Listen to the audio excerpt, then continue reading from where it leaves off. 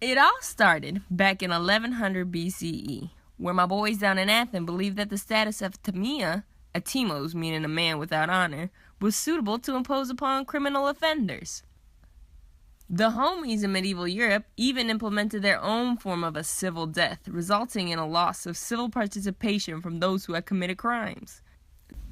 The same medieval principles of a civil death were brought to the Americas when the British colonized. When we became a nation, our first constitution, the Articles of Confederation, decided to delegate the felon disenfranchising laws to the states. And throughout the years, each state has implemented its own restrictions on how ex-cons should vote. Currently, Vermont and Maine have the most lax laws, allowing felons to vote by absentee ballot from prison. And states like Florida and Kentucky, probably have the strictest, basically never allowing anyone who has served time for a felony to ever vote, which is pretty whack.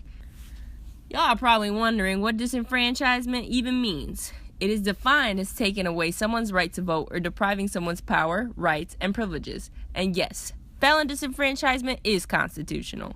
It goes against the 8th, 14th, and 15th Amendment.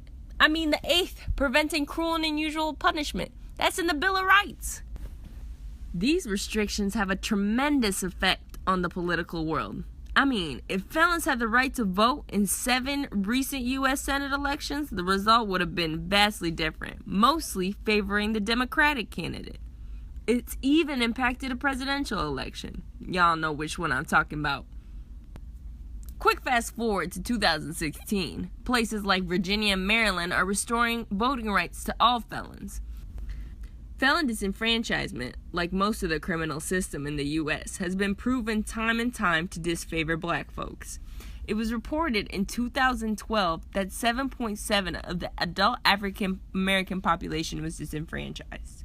That's 1 out of 13 people. And in places like Kentucky or Florida, where there's no chance of regaining the right to vote, 1 in every 5 African Americans are disenfranchised.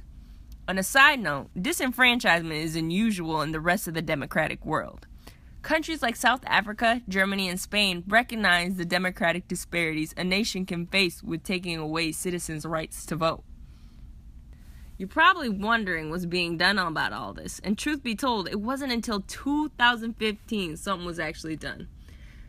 The Democracy Restoration Act was proposed in the House, allowing any U.S. citizen the right to vote in an election, regardless if that individual has committed a crime or convicted a crime. The bill hasn't been passed yet, but hopefully it will be soon. Now, based on all this information, we realize that disenfranchisement has directly impacted the outcome on just about anything, so we better watch out for the future, if there still is one. And without further ado, I present to you a prime example of how our society may feel like today.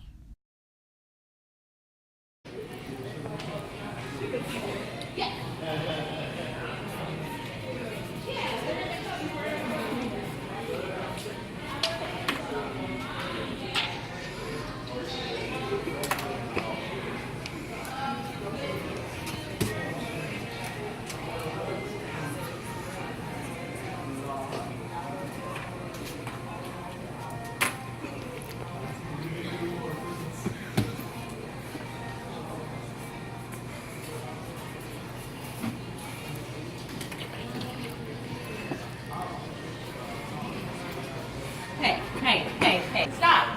What? You can't proceed. And why is that? Because he's black!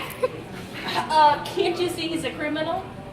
Yes, he was a criminal. That's what the X stands for. Hey, she has a point. What point is that? See what I mean? That proves nothing. Just because I was a felon doesn't mean I still am. I did my time. I thought about my mistakes. I'm a changed man. Even if you did your time, you shouldn't be allowed to vote. You have poor judgment. You can't make decisions about the country. That's why children aren't allowed to vote. After being let out, I'm still allowed to get married, have kids, own a car, own property. I haven't lost my freedom of religion, my right against self-incrimination. I still have the right to help soldiers during the war. What you're saying is that I can't be trusted to help choose our country's future leader, both of whom are worse than me. Look at Hillary. Trump promised he would put her in jail if he was president. People thought I wouldn't change from being a convict, but why was I let out of prison in the first place? Preach it. As a policy justification, John Locke's social contract theory has withstood the test of time. When you committed that crime, it wasn't just against yourself, but against our entire society. The fact that you did your time and that you have served should fall on deaf ears. If you cared enough about voting, why commit the crime? It says here that the social contract theory and the objectives of punishment fail to provide a satisfactory explanation for the denial of one of the most fundamental rights of millions of citizens. And with that being said, both the original Constitution and the 14th Amendment specifically delegate to the states the right to determine the qualifications of voters and to disqualify anyone who participates. Congress can't override the Constitution through legislation alone, and they don't have the authority to reform voting rights. We the people in our freely elected state representatives must make our own decisions about when felons should have their rights restored, including the right to vote. I mean, at least I want to vote. There are people who cross the ocean to fight for democracy, but won't cross the street to vote. So the next time you want to take away a person's right to vote, remember, we're all people.